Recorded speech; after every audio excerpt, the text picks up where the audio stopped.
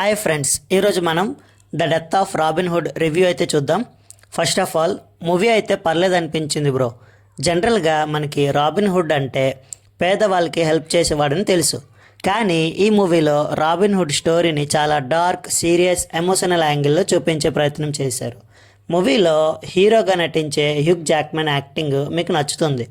వయసు మీద పడిన రాబిన్హుడ్ తన గతం మరియు చేసిన తప్పులతో పోరాడే విధానం మూవీలో బాగా చూపించారు.